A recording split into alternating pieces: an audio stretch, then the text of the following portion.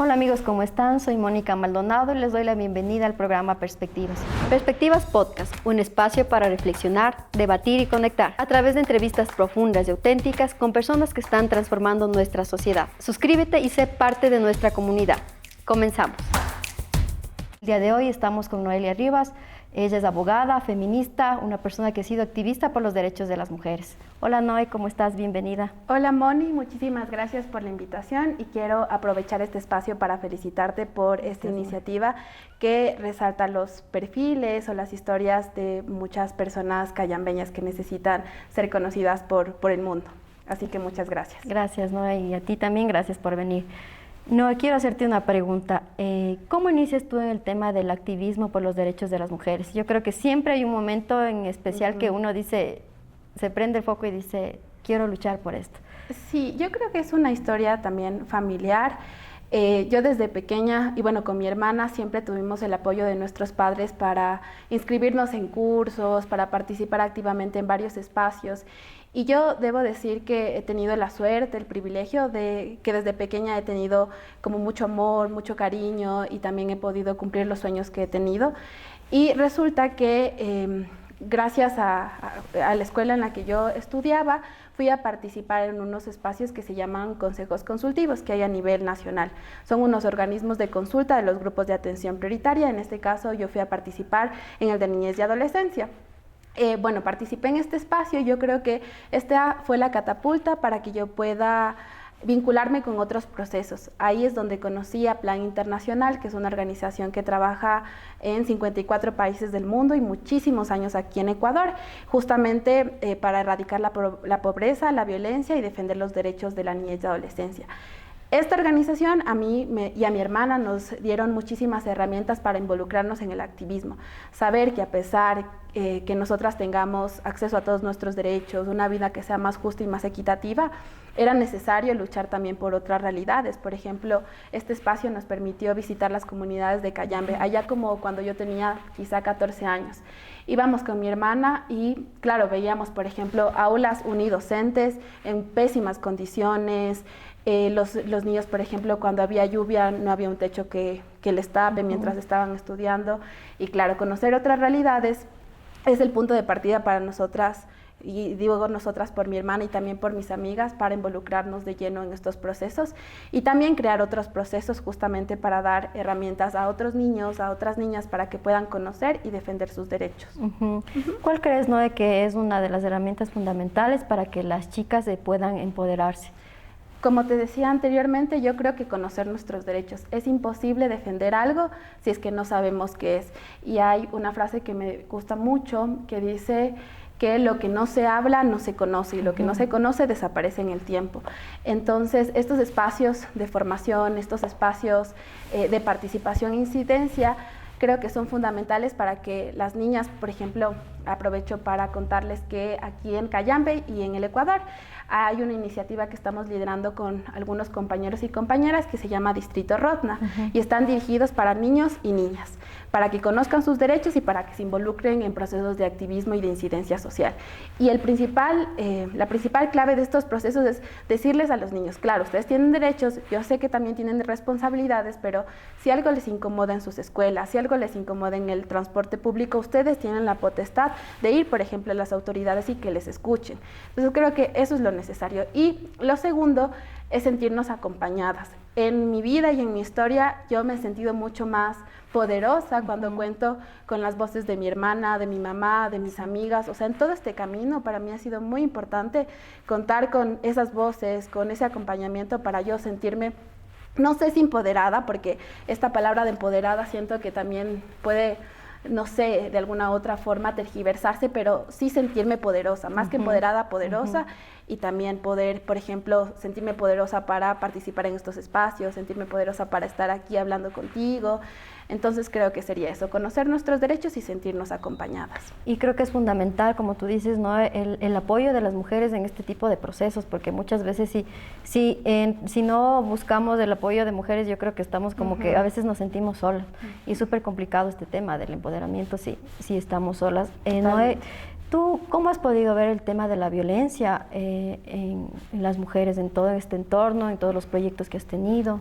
Bueno, mira, yo he tenido la suerte de no experimentarlo así en carne propia. Claro que, bueno, de hecho hay un dato de ONU Mujeres que dice que 8 de cada 10 mujeres han sufrido algún tipo de violencia en su vida. O sea, son un montón de mujeres y en algún momento todas hemos sufrido violencia, solo que a veces no nos damos cuenta, no identificamos que eso es algún tipo de violencia.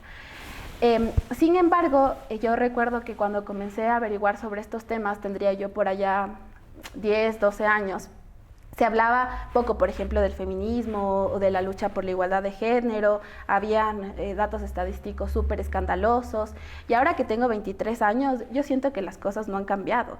De hecho, siguen empeorando. De hecho, leía que Fundación Aldea el anterior año, en 2023, publicó que pasaron como alrededor de 300 feminicidios y que la violencia sigue siendo una realidad que está enquistada en la comunidad ecuatoriana y en realidad en todo el mundo.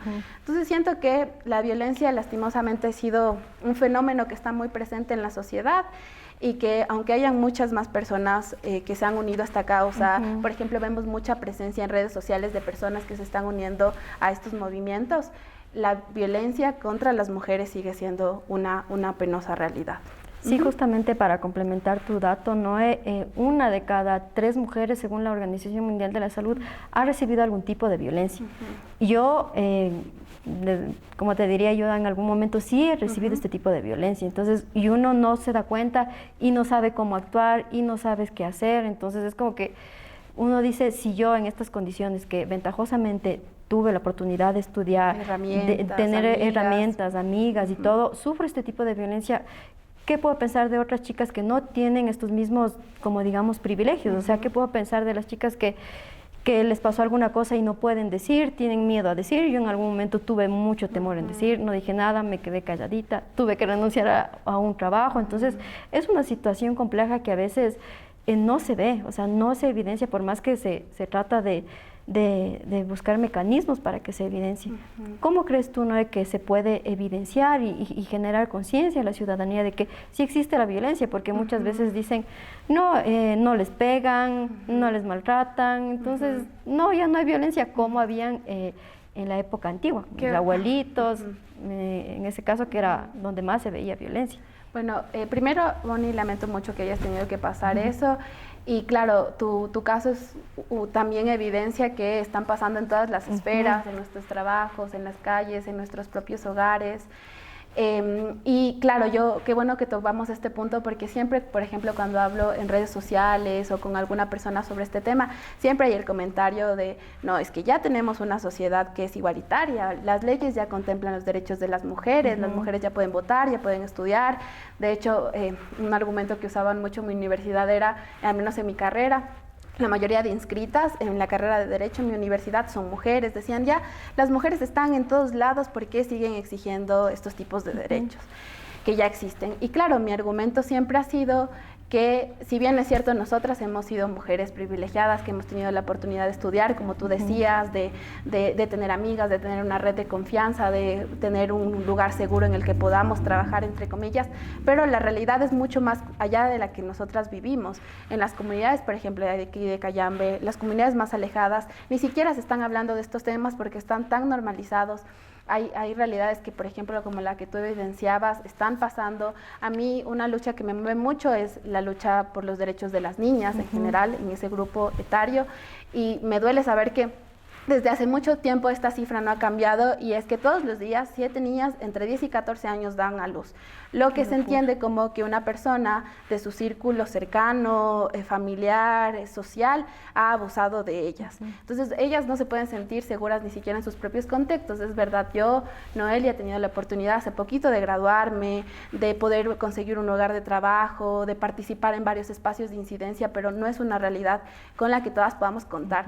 De hecho, hay una frase frase de Angela Davis, es una feminista afrodescendiente, y ella dice que yo no seré libre mientras todas las mujeres lo seamos. Entonces es una realidad o es una frase que evidencia que, si bien es cierto, hay mujeres que sí hemos tenido la oportunidad de seguir desarrollándonos en el ámbito público y privado, pero no es para todas las personas. Entonces es necesario hablarlos. Este espacio es una muestra de ello, visibilizarlo, las redes sociales.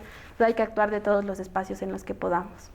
No, como tú decías, a veces las mujeres no se sienten seguras. Justamente hace poco yo estaba estudiando un taller porque me gusta mucho involucrarme y aprender de esto, y decía espacios seguros. Entonces hay cosas que uno no logra entender. Había un estudio en México que se realizó en el que las mujeres decían que no pueden salir tranquilamente a la calle, que ellas tenían temor. Hicieron las diferencias de los hombres y las mujeres. Por ejemplo, las chicas, decía que ellas siempre antes de salir miran con qué ropa están puestas, miran si es que va a haber luz o no va a haber luz, y son cosas que los hombres no ven. Por ejemplo, también decían las madres de familia que salen con sus bebés, ellas tienen que ver que no carguen muchas cosas, que en su coche se pueda movilizar en todo lado con los bebés, a diferencia de los chicos que ellos casi salen sin ningún objeto. Entonces, este estudio decía que no existen políticas públicas desde una perspectiva de género. Entonces, todas las cosas que están diseñadas, las políticas que están diseñadas, no están diseñadas desde una perspectiva de género, porque muchas veces quienes ocupan los cargos y quienes están diseñando estas políticas son hombres. Entonces decían que en muchos casos ellos diseñan políticas para mujeres, pero no son mujeres y no viven la misma realidad. ¿Tú cómo crees, Noé, que se puede cambiar esta realidad? Bueno, a ver, primero yo creo que, si bien es cierto, si son políticas públicas dirigidas a las mujeres, se debe contemplar las voces de las mujeres. Sin embargo, digamos que en todo este proceso yo me he dado cuenta que la lucha por la igualdad de género es un desafío de todos y de todas. De hecho, el otro día conversaba con un amigo y él me decía me preguntaba si yo creía que el patriarcado o la sociedad machista afecta también a los hombres. Y mi respuesta indudablemente es que sí, porque todos somos, de alguna u otra forma nos afecta un sistema en el que no podamos expresarnos libremente, en el que, por ejemplo, los hombres no puedan expresarse libremente porque les dicen que, no sé, alguna cosa que no pueden llorar, cosas así, ¿no? Que también de alguna u otra forma limita su pleno desarrollo. Entonces, en primer lugar, como tal vez quisiera aclarar eso, que yo creo que este sistema nos está afectando ya a todas, sin embargo, a las mujeres en gran medida. Y por eso, justamente yo creo que, bueno, cuando comienza a hablarse, por ejemplo, de feminismo, por allá en el siglo XIV, decían que el espacio público, o sea, llámese el trabajo, llámese, por ejemplo, los medios, las redes sociales, los medios de comunicación, eran espacios de las mujeres. Y ahí cada vez vemos más mujeres. Entonces yo creo que justamente ese es el reto, que veamos a más mujeres en la política, en los medios de comunicación, en el deporte, y eso de alguna u otra forma también va a generar algo que me gusta mucho decir, es que los referentes o los ejemplos a seguir son muy trascendentales en las vidas de las niñas. Entonces, por ejemplo, si más niñas ven, por ejemplo, este programa y ven a dos mujeres que están hablando, se van a inspirar y van a saber que eso también es posible. Yo cuando era niña también veía las noticias, veía muchas mujeres que eran como muy destacadas y sabía que eso iba a ser posible. Entonces, creo que ese también podría ser un gran paso para poder, bueno, inspirar a las niñas, y también que podamos lograr políticas públicas que respondan a las necesidades de las mujeres. En Ecuador, ¿no? El 10% de mujeres apenas han ocupado alcaldías. ¿Tú cómo crees que pueden haber más espacios para que las mujeres participen en este tema de la política? Bueno, yo creo que la política no debe ser un tema, o sea, ni para hombres ni para mujeres, un tema prohibido. Es súper necesario. Y no puede haber política ni democracia sin mujeres. Entonces, desde pequeñas es importante. Yo apuesto mucho a la estimulación temprana, a que los niños y niñas desde pequeños comiencen a participar en estos espacios, porque desde ahí es cuando se comienza, digamos, a forjar el futuro, a crear los proyectos de vida. Entonces, creo que eso es muy importante, trabajar en la niñez. Hay una persona que yo conozco, se llama Sara Oviedo, y aprecio y admiro mucho. Ella fue la primera ecuatoriana en ocupar un cargo en el Comité de los Derechos del Niño, o sea, es como un súper personaje, y ella dice que cambiar el inicio de la vida es cambiar la vida entera. Entonces ahí debemos apostar en trabajar por niñeces, en plural, que sean mucho más participativas, más seguras, que conozcan de sus derechos y también que se sientan apoyados y respaldadas por su entorno, familia y comunidad. ¿Crees que las mujeres tenemos miedo a participar en la política? No sé si miedo, pero tal vez algunas sí tenemos miedo. Sí, tal vez también, sí, puede ser que algunas sí tenemos miedo, pero ahí van los retos y lo mismo que decía, sentirnos acompañadas, ver a otras mujeres en la política. Yo tal vez me atrevo a decir que justo uno de mis grandes desafíos o mis metas en algún futuro es estar del otro lado. O sea, siempre he estado tal vez en este tema de los colectivos diciendo tómenos en cuenta, dennos presupuesto para proyectos, pero creo que el reto luego es también estar del otro lado y visibilizar o direccionar estos esfuerzos a los grupos de atención social, a las niñas, a las mujeres, a los niños y adolescentes. ¿Por qué crees que no existe esa participación y a veces, como te digo, pues que tengamos un poco de temor o de recelo? Porque a mí sí me ha dado. Yo te digo, no en una experiencia personal, he tenido algunas oportunidades y siempre es como que dudo y me hago para atrás. Y digo, no, ¿por qué crees? Sí, es que creo que en cierta parte, claro que a los hombres también les cuesta, pero a las mujeres nos cuesta más. O sea, no es solo como, bueno, me voy a lanzar una dignidad pública, sino tengo que pensar en mis hijos. ¿Quién se va a quedar con mis hijos? ¿Será necesario exponerme tanto y que luego mis hijos tengan un riesgo? Tengo que preocuparme mucho también de cómo me voy a vestir, porque lo que tú decías, yo de hecho vi un programa en México, era como un experimento social. El presentador de noticias iba siempre con el mismo terno y la chica cambiaba siempre su ropa, ¿no? Entonces, para este experimento fue todos los días con la misma ropa. Y claro, en los comentarios todos decían, no tiene más prendas, no tiene una persona que le diga que se tiene... Y nunca se dieron cuenta que el chico tenía el mismo terno, ¿no? Entonces, hay muchos más retos que las mujeres al momento de exponernos, por decirlo así, tenemos que priorizar o tenemos que darnos cuenta. O sea, voy a sacrificar, yo qué sé, mi estabilidad, la estabilidad de mis hijos por mis ambiciones propias. A una mujer que tiene un hijo le cuesta mucho más. De hecho, hay algo que se llama el techo de cristal. A las mujeres les cuesta mucho seguir ascendiendo en sus trabajos. Hay cosas que nos cuesta más a las mujeres y creo que la política también. Entonces, no logra ser un lugar súper seguro para desenvolvernos, pero nos toca porque si no hay mujeres ahí, ¿quién va a decidir por nosotros? Así que, bueno, también lamento mucho que te haya pasado eso, pero que no te desanimes y pensemos que tengamos una Moni luego de nuevo en la política. Sí, no, justamente en lo que tú decías en el tema del techo de cristal, yo leía un estudio que decía, no estoy tan segura, pero decía que a los hombres cuando tienen un hijo como que les cuesta 2 años en volver como a estabilizarse en el tema de la academia, de sus estudios, de profesionalmente, pero a las mujeres con su primer hijo les tomaba 5 años y en cambio si tenían 2 hijos, ellas recuperarse les costaba 10 años. Entonces eso es un reto bastante grande. Por ejemplo, yo ahora que tengo un bebé, antes podía hacer las cosas con mucha más libertad, disponía de mi tiempo, y ahora que tengo un bebé quiero involucrarme en más proyectos, pero siempre estoy pensando, tengo con quién dejarle a mi bebé, tengo que hacer esto, tengo que hacer otro. Entonces yo creo que sí es un reto que las mujeres asumimos. Pero no, ¿cómo crees que tú podríamos motivar a las mujeres para que se involucren más en estos espacios? Bueno, como decía antes, yo creo que también es un proceso de todos y de todas. Por ejemplo, lo que tú me contabas, ¿con quién dejo a mi hijo? Aquí también es importante también el protagonismo de tanto hombres como mujeres en el hogar, que no se trata de como, Moni, te voy a ayudar a cuidar al niño, sino también lo voy a hacer porque es mi deber. Y también como el involucramiento de toda la sociedad. Yo creo que el principal motivo para que hayan más mujeres en la política, de hecho aquí en Ecuador, creo que este año o el anterior año ya hubo una resolución para este tema de la paridad de género a nivel local y a nivel nacional. Creo que este año solo fue a nivel local porque ya había a nivel nacional. Pero aún así, aunque veamos a mujeres también o sea, como duplas, por ejemplo, un hombre y una mujer en las listas, siento que aún no responden a las necesidades de las mujeres. A lo que voy es que te ponen como mujer, pero solo es tal vez como para ocupar o para cumplir con esta regla. Y alguna vez leí en algún lugar que hace algún tiempo en México hubo un fenómeno en el que cuando recién hubo paridad, todos los señores que tenían mucho dinero y que se habían adueñado de los cargos políticos, de los cargos públicos, llevaban a todas sus esposas, a sus mamás, a sus hermanas a ocupar como este cargo de la mujer que correspondía. Entonces, claro, los movimientos de mujeres repensaban que esto no respondía en realidad a las necesidades de las mujeres. Entonces, claro, yo creo que el reto es ese, que las mujeres que estén en la política, que ocupen estos cargos, en serio traten de priorizar a las necesidades de las mujeres y que como yo creo que esta es mi respuesta a todo, sentirnos acompañadas, o sea, saber que si vamos a lanzarnos a este gran proyecto vamos a tener a otras mujeres con nosotras, a nuestras madres, a nuestras hermanas. Porque sí sin duda va a ser un proceso difícil, pero es un reto que debemos asumir.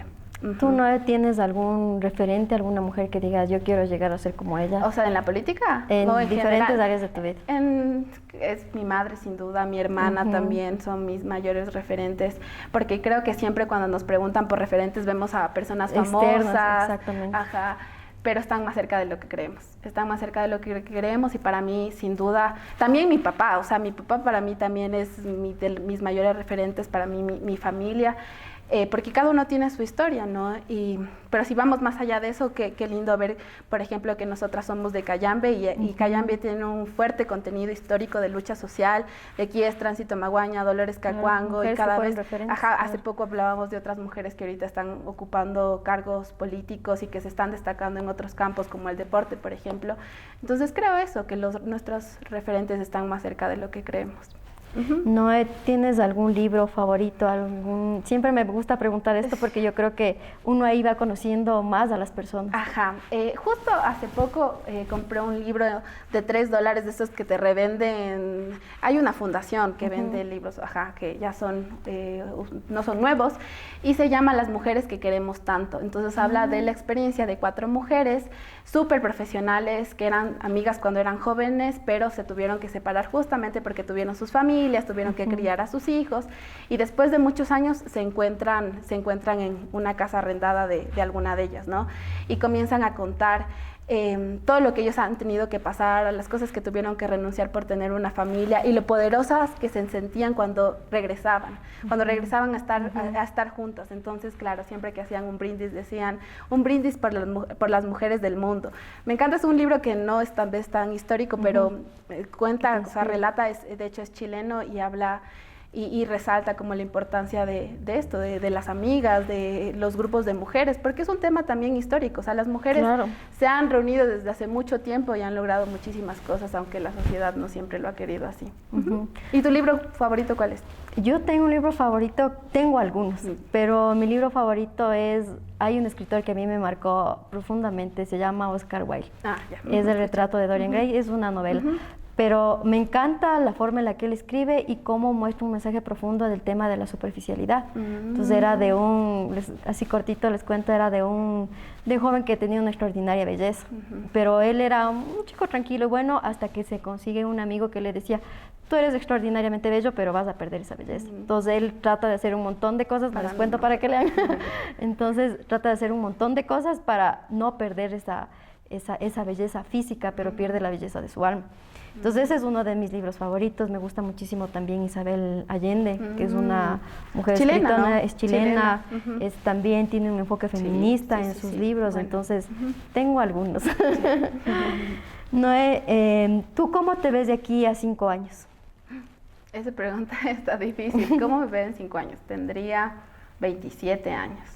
¿Estás jovencita todavía? Sí, sí, ahorita tengo 23. ¿Cómo me veo? Está difícil la pregunta. Creo que voy a seguir estudiando. Mi promesa siempre va a ser seguir estudiando. Me gustaría viajar. Pero ahorita que estamos hablando de eso, en algún momento sí me gustaría involucrarme también en la política y hacerlo desde aquí, desde Cayambe, porque siento que hay muchísimo potencial, que hay muchas cosas por hacer, que hay mucho que dar a los niños, a las niñas y a los adolescentes. Y me gustaría también vincularme más en el tema de la investigación y seguir manteniendo como estos espacios de niñez y adolescencia, que creo que es un compromiso que tengo conmigo, con mi familia. Sí, eso. Chévere, ¿Y tú? Yo creo que tengo lo mismo. A mí me encanta estudiar. Todo el tiempo trato de involucrarme, de estudiar y todo. Y yo creo que a veces muchos tenemos temor a involucrarnos en el tema político por un montón de razones, pero yo creo que si nosotros no nos involucramos, solamente vemos desde fuera y criticamos, no tenemos propuestas, no solamente en la política, sino desde diferentes aristas en las que nosotros estemos, no vamos a conseguir nada. Entonces, yo espero igual tener algún espacio donde pueda ser escuchada mi voz, donde pueda seguir teniendo proyectos. Siempre tengo la ventaja de encontrarme con chicos que les gusta hacer este tipo de cosas. Entonces, nada involucrada en el tema cultural, en el tema del periodismo, que es mi pasión. en el tema político, que también es una de mis pasiones, en el feminismo, ¿no? Que nos hemos encontrado en el colectivo que fundamos, que se llama Somos Dolores. Entonces, yo creo que en eso, ¿no? Entonces, es importante que las chicas que nos ven en este espacio también se involucren en los sueños que ellas tengan. Y no, para finalizar, ¿qué les dirías a las chicas que ahorita nos están viendo y que quizás tienen sueños, pero en algún momento se quedan pensando y tienen algunas dudas?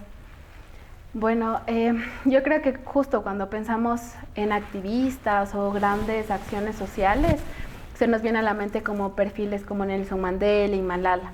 Pero creo que cambiar el mundo o luchar por una sociedad que sea más justa y más equitativa también está al alcance de todos y de todas, desde el deporte, desde el periodismo, desde la música, desde la comunicación. O sea, hay tantas cosas que tenemos que hacer que no es necesaria como tener una gran plataforma o siempre tener medios de comunicación cerca, o, ¿me entiendes? Como que no es necesario tener tantísimo para comenzar a realizar o comenzar a aportar a esta lucha que sea mucho más justa y más equitativa.